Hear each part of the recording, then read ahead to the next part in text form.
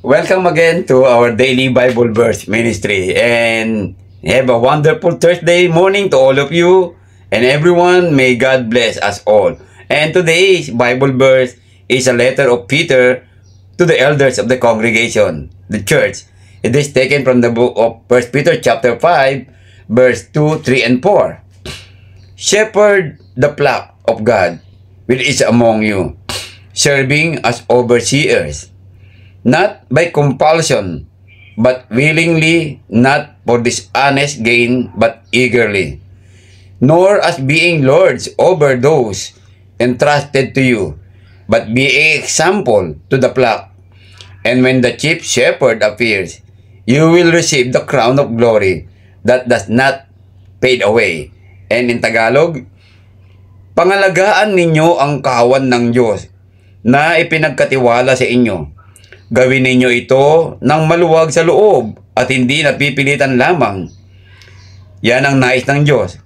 Gampanan ninyo ang inyong tungkulin, hindi dahil sa kabayaran, kundi dahil gusto ninyong makapaglingkod. Hindi bilang Panginoon ng inyong nasasakupan, kundi maging halimbawa kayo sa kawan. At pagparito ng pinunong pastol, ay tatanggap kayo ng maluwalating koronang di kukupas kailanman. Today's Bible verse is a letter of Apostle Peter to the elders of the congregation, those who lead the flock of God. Elders must always be in humility, must always be a humble servant of the Lord, just like Jesus when he washed the feet of the apostles. Elders must not be lord over the flock of God.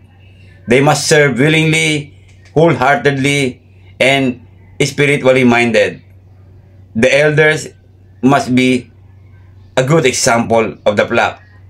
For those congregation without elders, those who being a leaders of the congregation, we must serve the Lord, not expecting any kind of pay or not expecting any kind of blessing from any other people.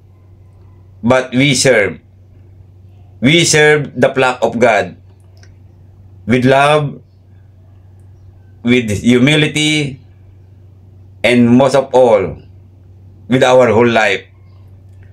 Let us always look forward. Let us always look after for the needs of the flock, not for the needs of the leaders. The leaders must always serve God, must always be willingly to give their life in leading the flock, just like Jesus gave His life on His body, the church. Kaya po, mga kapatid, tayo pong mga naglilingkod sa iglesia, kung meron pong mga pastol o elders, kung tawagin natin, ngunit ito po ay hindi dapat ginagamit na bilang titulo, kundi kapatid lamang. Ang mga elders po ay dapat po naglilingkod ito ng buong puso, nang wala pong iniisip na kabayaran, nang wala pong iniisip na mga kapalit o pagpapala mula sa mga tao, kundi ang isipin lamang ang paglilingkod ng tunay at tatanggap ng pagpapala sa Panginoon Diyos na tunay na nagbibigay ng pagpapala. Maglingkod po tayo ng tunay na may pagpapakumbaba, hindi mapag-imbot kailanman, hindi mapagmataas, at iniisip lagi ang kapakanan ng kawan ng Panginoon Diyos. Hindi iniisip ang kanyang sarili. Oo, isipin ang sarili, ngunit unahin ang paglilingkod sa Panginoon. When we put God first, God will put us first. Kaya po, sa umagang ito, paalala sa mga naglilingkod sa kawan ng Diyos. Magandang umaga po sa inyong lahat.